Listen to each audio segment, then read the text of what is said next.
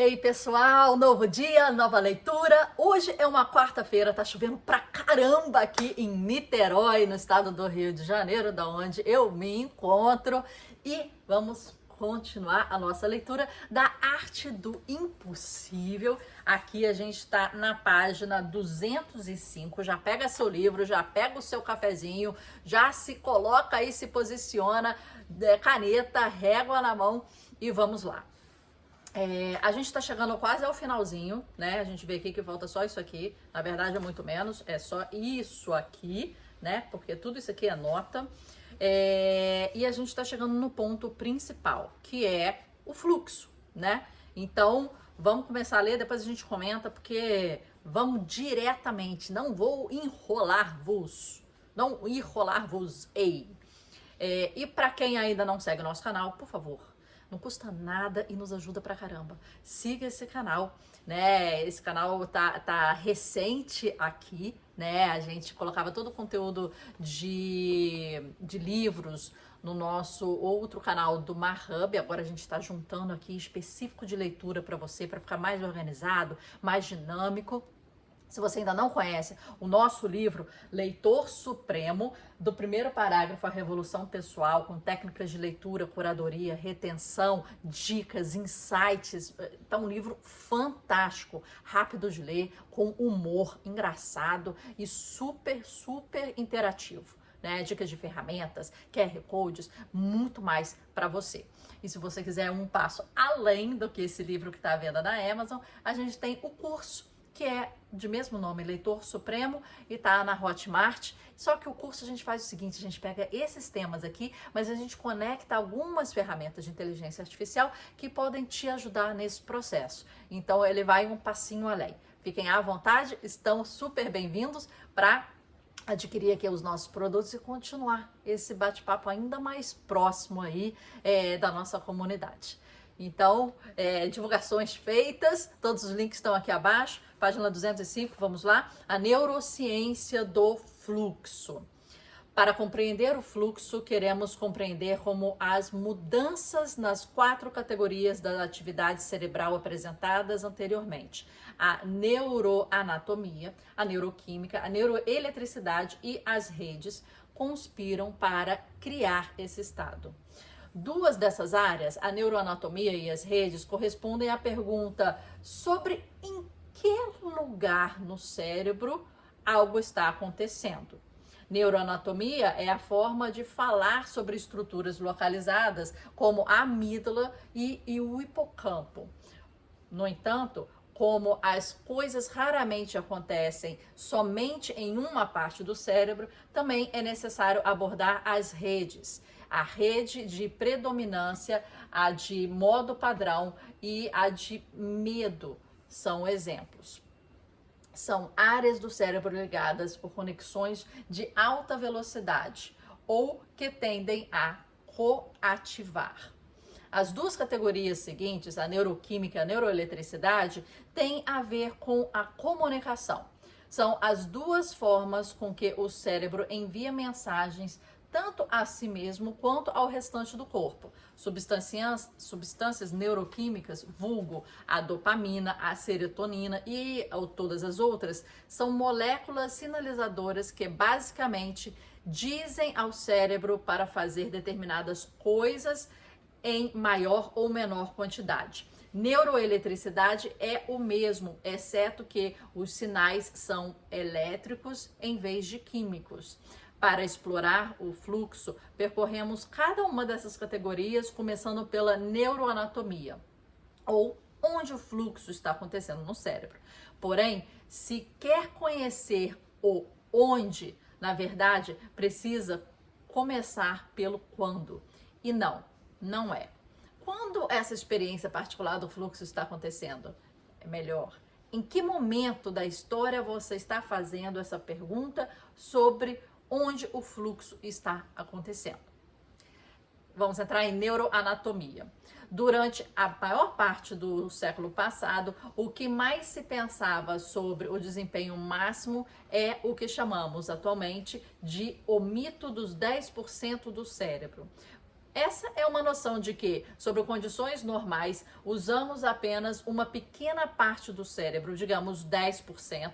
Portanto, o desempenho máximo, vulgo fluxo, deve ser o cérebro cheio de hiperimpulsos. No entanto, era exatamente o contrário. No fluxo, não estamos usando mais do cérebro, e sim menos. A expressão para isso é hipofrontalidade transitória. Transitório significa temporário. Hipo é o oposto de hiper, ou seja, desacelerar, fechar, desativar. Frontalidade é a parte do córtex pré-frontal. O córtex pré-frontal é uma região poderosa. Como vimos, é a sede de diversas funções cognitivas mais elevadas. A atenção executiva, tomada de lógica de decisões, pensamentos a longo prazo, senso de ética e de força de vontade, todos eles residem no córtex pré-frontal. Só que no fluxo, essa parte do cérebro se fecha. Conforme entramos nesse estado e nossa necessidade de atenção extremamente focada aumenta, o sistema intrínseco mais lento e que demanda mais energia, o processamento consciente é trocado pelo processamento mais rápido e eficiente do sistema intrínseco subconsciente. É outra troca de eficiência, afirma o neurologista Erne Dietrich, da Universidade Americana de Beirute, que ajudou a descobrir o fenômeno. Estamos trocando a energia geralmente usada para funções cognitivas mais elevadas por uma atenção e autoconsciência. Esse é um dos objetivos pelo qual o tempo passa de maneira tão estranha no fluxo. O tempo é o cálculo feito em diversas regiões diferentes do córtex pré-frontal. É um efeito de rede. Porém, como qualquer outra rede, quando muitos pontos se fecham, o sistema inteiro entra em colapso. Quando isso acontece, não conseguimos mais separar o passado, o presente e o futuro e somos lançados para o agora profundo. O agora profundo causa um impacto grande no desempenho.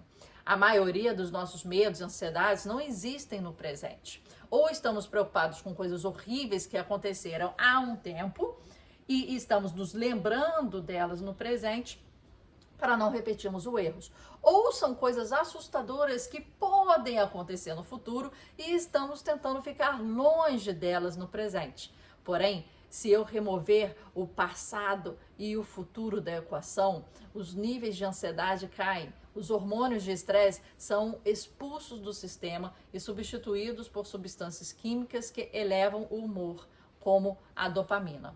Como o bom humor aumenta a capacidade de encontrar conexões remotas entre ideias, a criatividade também dispara. Acontece algo parecido como o nosso senso de eu. O eu é outro efeito em rede, gerado por diversas estruturas diferentes do córtex pré-frontal. Quando essas estruturas começam a se fechar, esse senso começa a desaparecer. Em 2008, demos uma boa analisada nesse desaparecimento quando o neurocientista Charles Limb, da Universidade de Johns Hopkins, usou o MRI para examinar o cérebro dos músicos de jazz no fluxo ao improvisar músicas. Ele descobriu que o córtex dorsolateral pré-frontal, região do cérebro conhecida pela autovigilância, ficava quase totalmente desativada. A autovigilância é a voz da dúvida, o chato derrotista, nosso crítico interior, já que o fluxo é um estado fluido, em que a resolução dos problemas é quase automática. O questionamento somente consegue desacelerar o processo. Quando o córtex dorsolateral pré-frontal silencia, esses questionamentos são cortados na fonte. O resultado é a liberação. Agimos sem hesitar. A criatividade fica mais fluida, correr riscos fica menos assustador. E essa combinação nos permite fluir a um ritmo muito mais acelerado. Neuroeletricidade. Mudanças na função das ondas cerebrais favorecem esse processo. No fluxo, passamos da onda beta acelerada da consciência desperta para a fronteira muito mais lenta entre alfa e teta. Beta é a onda onde você se encontra nesse instante, quando lê um livro. É um sinal neurológico do estado desperto, alerta e de atenção. Basicamente, significa que o córtex pré-frontal está ativado e que a rede de atenção executiva está trabalhando. E se eu acelerar um pouco mais essa onda, ampliando-a para a beta elevada, a atenção fica exagerada. Ansiedade, resposta ao estresse, pensamento hiperimpulsionado. As ondas alfa são ligeiramente mais lentas do que as beta. É o cérebro pausado, ocioso e em modo devaneio. Quando passamos de uma ideia para uma outra sem muita resistência interna, ondas alfa mostram quando a rede de modo padrão está ativada, motivo pelo qual muitas vezes são associadas à criatividade. As ondas teta, por sua vez, são ainda mais lentas. Essa onda aparece principalmente durante o sono REM, REM, ou pouco antes de adormecermos, naquele estado hipnótico em que as ideias conseguem se combinar de maneiras fantásticas. Na onda teta, o suéter verde em que você está pensando, de repente se transforma numa tartaruga verde, e se transforma num oceano verde, ou num planeta verde. Mesmo que o fluxo de base pareça pairar em torno da fronteira alfa-teta, cerca de 8 Hz, não permanecemos aí por muito tempo.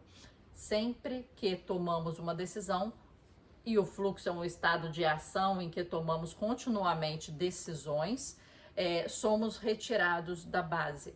Isso acontece com todos nós. Uma das grandes diferenças entre pessoas de desempenho máximo e o restante das pessoas é que as primeiras conseguem voltar à base, enquanto a maioria se deixa levar por distrações. Por fim, há mais uma onda cerebral para considerar: a gama. Essa é uma onda que se move extremamente rápido e aparece quando o cérebro faz conexões entre ideias, um processo conhecido como ligação. Ele se chama ligação porque o ato de fazer essas ligações, na verdade, altera o cérebro, ligando neurônios em uma nova rede. Literalmente, a manifestação física da conexão das redes. A ligação é exatamente o que acontece quando vivenciamos um progresso repentino. Quando a solução de um problema simplesmente brota na consciência, a experiência conhecida como insight, eureka. Pesquisas feitas por John Cunius e Mark Beeman revelam que momentos antes de termos um insight, há um disparo de ondas gama no cérebro. Mas a onda gama está acoplada à onda teta, o que significa que somente podemos criar uma onda gama se já tivermos criado uma onda teta, uma vez que o fluxo acontece na fronteira alfa-teta, o estado nos coloca de maneira perpétua no limite do insight eureka. Por esse motivo, quando estamos nessa zona, sempre estamos a uma distância curta de um progresso criativo importante. Então, isso aí é muito interessante a gente tentar entender, né, como se chega ao teta para como se chegar ao gama, que pelo que ele falou aqui, é esse grande limiar aí do insight eureka. Então, bem legal. Tá, vamos continuar. A neuroquímica do fluxo se tornou uma das melhores histórias de detetive da ciência. Um mistério surgiu no final do século 1970 com a expressão emoção do corredor. Substituiu fluxo como uma descrição moderna do desempenho máximo. Pesquisadores definiram que as endorfinas, uma descoberta recente na época, era o ingrediente secreto por trás da emoção. As endorfinas são uma recompensa química extremamente potente. Elas são um analgésico que produzem prazer, uma espécie de opioide interno, o que significa que ligam aos mesmos locais receptores que os opioides externos, como a heroína e a oxicodona. Essa oxicodona nunca ouvi. O problema é que é difícil mensurar as endorfinas no cérebro e ninguém conseguiu provar essa questão de forma conclusiva. Essa frustração foi... Desculpa. Essa frustração foi aumentando e atingiu um ponto mais alto em 2002, quando o presidente da Society of Neuroscience, Huda Akil, disse ao New York Times que as endorfinas em corredores são uma fantasia completa da cultura popular. E desmentiu a parada toda.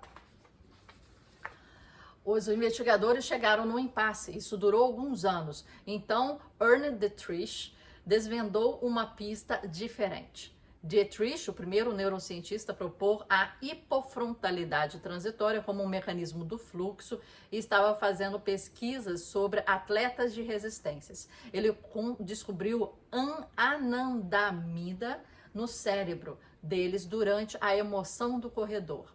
Anandamida vem de Ananda, a palavra em sânscrito para êxtase. É outro neurotransmissor analgésico indutor de prazer, com a diferença que, nesse caso, age como e faz ligações como o mesmo receptor do THC, a molécula que desperta o barato da maconha. A descoberta de Dietrich é confirmada e ampliada, e agora sabemos que, quando a anandamida é produzida durante o fluxo dos esportes, ela também aparece quando cantamos, dançamos e muito provavelmente será encontrada onde quer que esse estado esteja presente.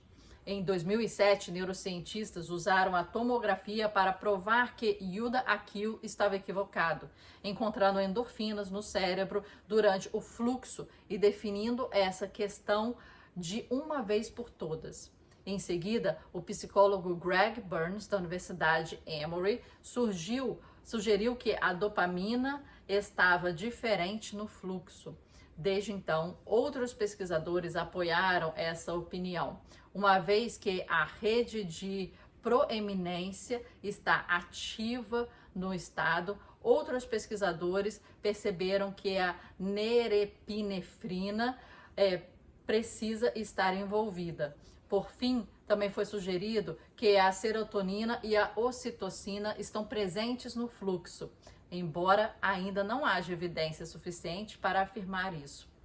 O que podemos afirmar, com certeza, é que todas as substâncias neuroquímicas ajudam a explicar por que o fluxo tende a aparecer quando o impossível se torna possível. O motivo é a maneira com que as substâncias impactam os três lados do triângulo do desempenho elevado: motivação, aprendizado e criatividade. Então foi por isso que ele foi construindo até agora, em cada capítulo, com esses, com esses temas. Por que motivação, por que aprendizado e por que criatividade? Ele coloca aqui, são os três lados do triângulo do desempenho elevado.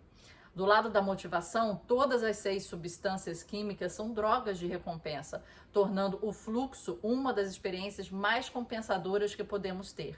É por isso que os pesquisadores chamam o estado de código-fonte de motivação intrínseca e que McKinsey descobriu que a produtividade aumenta 500% durante o fluxo. É esse o poder da química viciante do prazer. A aprendizagem também é quimicamente orientada. Quanto mais substâncias químicas surgem durante essa experiência, as melhores são as chances de que a experiência passar da retenção de curto prazo para o armazenamento de longo prazo. Nossa habilidade de reter informações atinge níveis estratosféricos em uma vez o fluxo produz um coquetel neuroquímico enorme. Em uma pesquisa sobre o fluxo produzida pelo Advanced Brain Monitoring e o Departamento de Defesa dos Estados Unidos, as taxas de aprendizagem aumentam 230%. Por fim, a criatividade é um salto ainda maior, já que as mesmas substâncias neuroquímicas cercam o processo criativo do cérebro. Quando elas estão no nosso sistema, absorvemos mais informações por segundo, prestamos mais atenção às informações que surgem e descobrimos conexões mais rápidas entre as informações que aparecem e ideias mais antigas. Assim, a aquisição de dados, a proeminência e o reconhecimento de padrões disparam. Também descobrimos conexões mais remotas entre as ideias, portanto, um pensamento lateral também aumenta. Finalmente, não basta apenas ter uma ideia organizada, também é preciso apresentá-la ao mundo. Assim, a criatividade também exige que corramos riscos.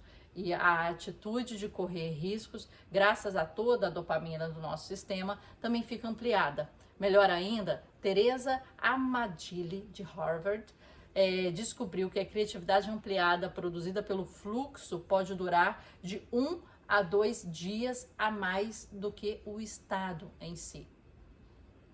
Essa surra de combinações neuroquímicas é o que torna o fluxo tão crucial para os processos que mudam paradigmas. Igualmente importante é que lidar com objetivos elevados e difíceis muitas vezes envolve trabalho de equipe e aqui a neuroquímica desempenha um papel adicional. Há duas variedades de fluxos. Como a maior parte desse livro tem de se ocupado ao desempenho individual, nosso foco tem sido o fluxo individual. Mas também há o fluxo grupal, a versão compartilhada e coletiva do estado. As mesmas substâncias químicas ajudam a impulsionar esse estado compartilhado. As 6 substâncias que foram conectadas ao fluxo são pró-sociais ou reforçam as conexões sociais.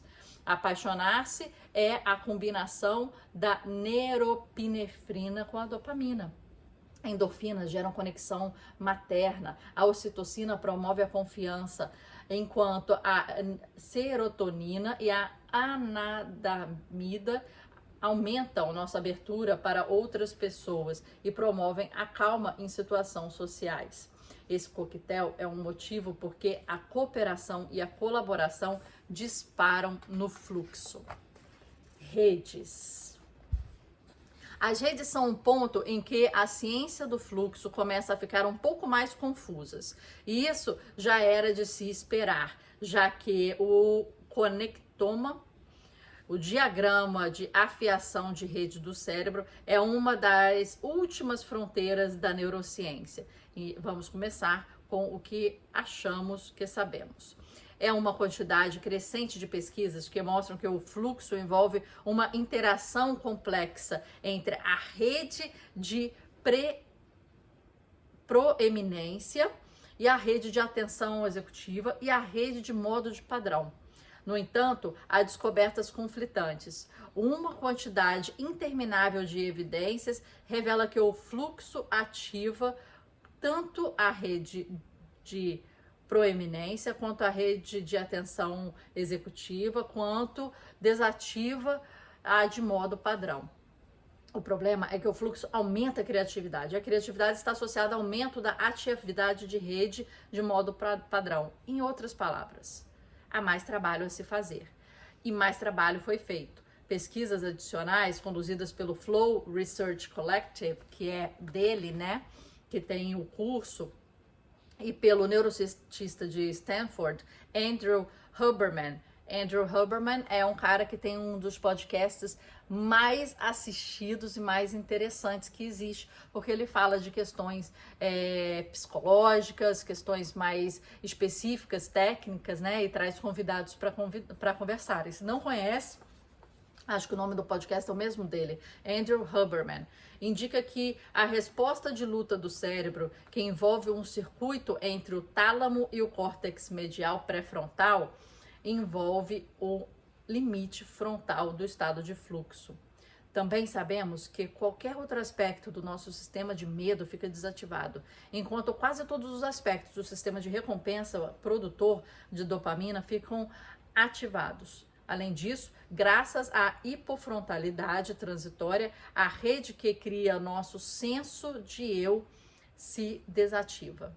Esse quebra-cabeça, é claro, não termina por aqui. Porém, mesmo que ainda não saibamos tudo, definitivamente sabemos o bastante para sermos perigosos, o que nos leva aos gatilhos de fluxo e à questão sobre como exatamente podemos obter mais fluxo na nossa vida. Terminamos aí na página 212 falando sobre redes, neuroquímica, neuroeletricidade, neuroanatomia, entendendo a ciência do fluxo. Eu acho que questões assim, já falei isso nesse livro, mas eles são questões que para quem não está acostumado a entender sobre isso, são questões que é muita palavra nova, com muita funcionalidade nova, explicada de maneira muito rápida. Que eu acho que uma figurinha, uma tabela, uma coisa assim visual, né, e objetiva, seria muito mais fácil para o entendimento. Então, assim, editores têm que entender com quem eles estão falando e tem que entender como facilitar o aprendizado. Aqueles livros que ao final de cada capítulo tem um resumo, se você está falando de coisas mais técnicas, é importante. Aqui eu vejo que em diversas partes seria importante um gráfico, uma tabela, um desenho, uma ilustração sobre principalmente essas questões, né? De dopamina, neuropinefrina, etc. e tal, para isso ficar bem claro. É muita coisa nova. Sugiro nas nossas anotações a gente falar dopamina, o que faz, né? Para que serve quando entra, né? E todos os itens quando entra em ação e o que ela é responsável. Acho isso muito importante, porque eu acho que agora ele vai começar a fechar, né, os gatilhos aí do fluxo e a entrar um pouquinho mais em como chegar lá, né? Ele está contextualizando isso antes, né? Que é interessante. E aqui, a maneira como ele construiu esse livro foi muito interessante. E para você ver como é que motivação, aprendizado, criatividade, ele foi decupando cada um desses itens para falar que esses são, palavras dele aqui, os 3 lados do triângulo responsável pelo, né, desenvolvimento mais potente. E o flow. Então, assim, é como se ele tivesse desconstruído cada parte da argumentação dele, entrado a fundo e depois agora ele está juntando esses conhecimentos. Uma estrutura lógica de mostrar a argumentação dele, esse livro está muito bem, assim, construído, né? Gostei muito da estrutura lógica desse livro. Dá para entender a argumentação de onde ele veio, para onde que ele vai. Agora, na nossa anotação, coloca aí, por favor, o que significa cada um. A gente continua amanhã na página 213. Gostei muito desse capítulo aqui, em que a gente vê onde acontece, como acontece, qual o fluxo que acontece, qual é a química que acontece e termina aí nas redes. Então, bem interessante, um pouquinho mais técnico, né? Mas eu acho que ele está construindo um grande argumento. E aqui você vê ele se calçando aí para fazer essa construção argumentativa desses argumentos. Até a leitura, próxima leitura, saiba, se quiser continuar lendo assim com a gente, lendo melhor cada vez mais, nós temos um livro e um curso sobre esse mesmo tema. Fiquem à vontade, o link vai estar aqui embaixo. E amanhã a gente continua a leiturinha desse livro aqui que tá fantástico. Estamos entendendo, acho que até de uma forma mais assim profunda, o que é o flow realmente. E que não é simples, não é eureka, não é isso.